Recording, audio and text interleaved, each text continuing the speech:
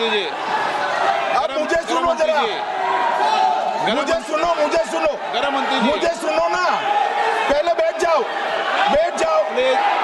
हाँ, गृह मंत्री जी। माननीय अध्यक्ष जी, मैं रिकॉर्ड क्लियर करना चाहता हूं। मुझ पर झूठे आरोप लगाए तब अरेस्ट होने के पहले मैंने नैतिकता के मूल्यों का हवाला देकर इस्तीफा भी दिया, और जब तक मैं कोर्ट से निर्देश नहीं हुआ, कोई संविधान पद मैंने स्वीकार नहीं किया। ये क्या सिखाते हैं नैतिकता में? मैं तो इस्तीफा देकर गया था, और मैं तो चाहता हूं कि ये नैतिकता के मूल्य बढ़े। हम ऐसे निर्लज्ज नहीं हो सकते कि हम पर आरोप लगे और हम संवैधानिक पद पर रहें। अरेस्ट के पहले मैंने इस्तीफा दिया है। महोदय, मैं प्रस्ताव करता हूं कि भारत के संविधान का संशोधन करने वाले विधेयक को पुनर्स्थापित करने की अनुमति दी जाए। महोदय, मैं प्रस्ताव करता हूं कि जम्मू कश्मीर पुनर्गठन अधिनियम 2019 का संशोधन करने वाले विधेयक को पुनर्स्थापित करने की अनुमति दी जाए। महोदय, मैं प्रस्ताव करता हूं कि संघ राज्य क्षेत्र शासन अधिनियम 1963 का संशोधन करने वाले विधेयक को पुनर्स्थापित करने की मंजूरी दी जाए।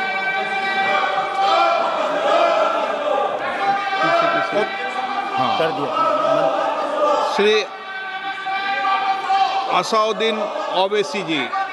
Sir, I stand to oppose the introduction of J&K Reorganization Amendment Bill 2025, Union Territories Amendment Bill 2025, and the Constitution 130 Amendment Bill 2025, sir. Sir, this violates principle of separation of powers, due process, undermines the right of the people to elect a government. Sir, it gives executive agencies a free run to become judge and jury and executioner based on flimsy allegations, suspicions, sir. Sir, only when an offence is proved beyond reasonable doubt, then only you can leave the post and the membership. But here a mere accusation, allegation, the punishment of losing one ministerial post will follow. Sir, parliament democracy's chief ministers and ministers can only be removed through true means. First, executive prime minister can recommend their removal if the council of ministers lose confidence of the legislature. Now this bill would empower the unelected executive bureaucracy to play the role of legislature. Sir, it undermines representative parliament democracy. This amendment would leave the minister and CM at the mercy of executive agencies. The severity of the amendment is not only in the fact that one loses their position if they are arrested, but even if they are detained. Detention and administrative action doesn't require an offence to be made. Sir, the chief minister will not be able to accountable people. I want to know from the Honourable Home Minister, as he read Article 74(1), which says that the Council of Ministers headed by the Prime Minister to aid and advise the President, who shall, in exercise of his function, act in accordance with such advice. Now, this bill clearly violates 74(1). Sir, this is the 1933 Gestapo when Gestapo was found in Germany. This government is hell-bent on creating a police state. This will be a death knell and leash on elected government, sir. Indian Constitution is being amended to turn this country into a police state. BNS 152, the Home Minister promised in this House that sedition would not be used. Section 316, Section 9 of BNS, PMLA Section 4, all these can be used to destabilize an elected government, sir. That is why I oppose the introduction of all these three bills. This is nothing but creating a Gestapo to ensure that our democracy does not survive. And may I tell the Honourable Home Minister, despite his promise on BNS 152, 152 has been used against the senior journalist Siddharth Vardhan Assam also. That is why I oppose this introduction of three bills, sir. Thank you. Tiwari. Speaker, sir, I rise to oppose the introduction of these three bills under Rule 70(1) of the Rules of Procedure and Conduct of Business in the Lok Sabha. This bill is squarely destructive of the basic structure of the Constitution. अध्यक्ष महोदय, भारत का संविधान का जो मूलभूत ढांचा है वो ये कहता है कि कानून का राज होना चाहिए, there should be rule of law, और उस रूल ऑफ लॉ, कानून के राज की बुनियाद है कि आप बेगुनाह हैं जब तक आपका गुनाह साबित नहीं किया जाता। You are innocent until proven guilty. This bill stands that fundamental maxim of jurisprudence on its head. It makes an investigating officer the boss of the Prime Minister of India. The second ground on which I oppose this bill, it violates Article 21, the due process clause. FIR, arrest, charge sheet, and even framing of charge does not in any manner substantiate guilt. In fact, you plead not guilty only after charges are framed against you. This bill turns the fundamental jurisprudence of Article 21 on its head. Number 3, it distorts parliamentary democracy, which is again basic structure, by displacing will of the people through mere custody, bereft of judicial determination. अध्यक्ष जी, ये बहुत ही संवेदनशील विधेयक है। मेरे 2 बिंदु और हैं, मुझे कृपया ओके चौथा, on the fourth ground is it opens. Please माननीय सदस्य, आप नियम 72 के तहत विरोध कर रहे हैं। अध्यक्ष जी बिल्कुल, जब कभी बिल आपका सदन में आए, जब आप डिटेल में चर्चा करना। अध्यक्ष जी, अभी नियम 72 के विरोध के बाद सारांश बोलने की परमिशन दिए। जो रूल 72 है वो 2 चीज कहता है, एक लेजिस्लेटिव कॉम्पिटेंस, एक general opposition of the bill, जिसकी स्वीकृति आप दे सकते हैं। और क्योंकि ये इतना संवेदनशील विधेयक है, मैं आपसे ये विनती करता हूं इसके ऊपर पूरी चर्चा कराई जाए। मेरे सिर्फ 2 बिंदु और हैं। This bill, mister speaker sir, एक मिनट, आपने कानूनन बात की, तो कानून ये भी है कि 72 उसके बाद भी अलाउ करता हूं, लेकिन संक्षिप्त में। बिल्कुल संक्षिप्त में अध्यक्ष जी, आपको डिटेल में चर्चा मेरे सिर्फ 2 बिंदु और हैं। This bill opens the door for political misuse by instrumentalities of the state whose arbitrary conduct has been repeatedly frowned upon by the Supreme Court. And finally, it throws all existing constitutional safeguards to the winds: collective responsibility, judicial review, no confidence motion, and disqualification and conviction. And this makes this amendment excessive, unnecessary, and unconstitutional. इसलिए मैं इन तीनों विधेयकों का पुरजोर विरोध करता हूं और गृह मंत्री से मैं ये आग्रह करना चाहता हूं कि ये तीनों विधेयकों को वापस लिया जाए। Shri N.K. Premachandran. Speaker sir, I strongly oppose the bill, 130th Constitutional Amendment Bill, as well as the other 2 bills I strongly oppose on 4 grounds. So the first ground is the bills are to be introduced according to the rules and procedure of the House. The bill is not circulated among the members. Yesterday after 1 o'clock we have received the copy of the bill, and I would like to know from the Honourable Minister, what is the undue haste and urgency in bringing such a constitutional amendment bill? What is the emergent need of having such a bill? That means the introduction of the bill itself is lacking bona fides. The bill is lacking bona fides.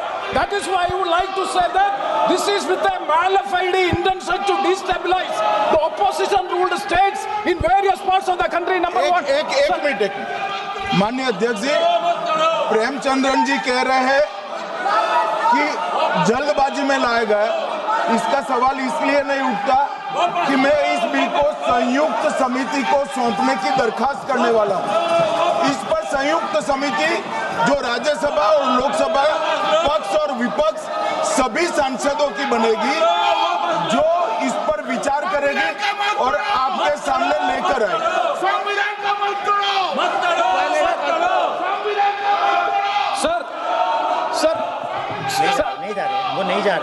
Sir, I do agree with the Honourable Minister, but at the same time, the members are having the right to oppose the bill at the time of introduction.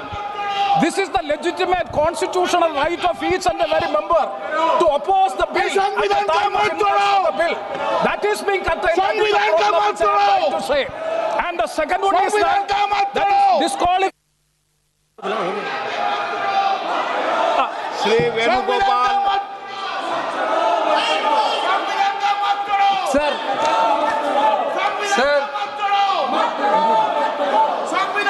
sir, I rise to oppose the introduction of the Constitution Amendment Bill 25, the Government of Union Territory.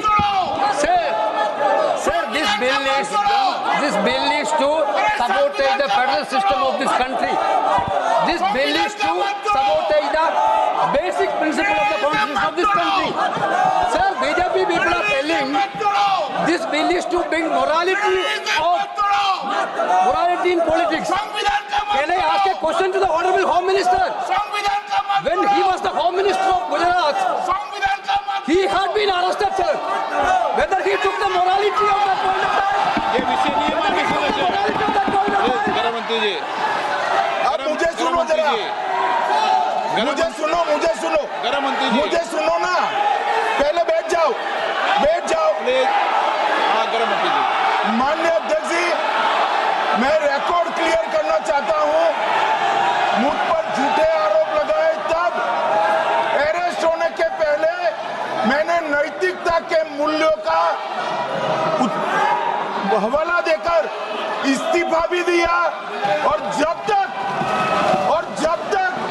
मैं court से निर्देश नहीं हुआ कोई संविधान पद मैंने स्वीकार नहीं किया। ये क्या सिखाते हैं नैतिकता में? मैं तो इस्तीफा देकर गया था और मैं तो चाहता हूं कि ये नैतिकता के मूल्य बढ़े। हम ऐसे निर्लज्ज नहीं हो सकते कि हम पर आरोप लगे और हम संवैधानिक पद पर रहें। अरेस्ट के पहले मैंने इस्तीफा दिया है। माननीय सदस्य, आप बिल पर बोलिए। Yeah. आप 72 के नियम के तहत बोलिए। Sir, this name से आपका डायरेक्शन है। 19 आप 72 नियम के तहत बोलिए। सर लाइक नहीं है सर। नियम के तहत बोला आप 72। सर दिस आपका डायरेक्शन है 19A 19B। हाँ है। Chapter on call भी है। हाँ। Very clearly telling हाँ। at least 1 week notice is needed for introduction of bill. Sir, I am telling that this bill is to target the opposition ruling government. This bill is to threaten the people like Nitish Kumar and Chandrababu Naidu. This bill is to blackmail political party. Sir, out of sir, my point one. आप माननीय सदस्य, आप 9 चलिए। धर्मेंद्र प्रधान जी बोलना चाहते हैं? प्रधान नहीं यादव। आपके मेंबरों को बिठाओ।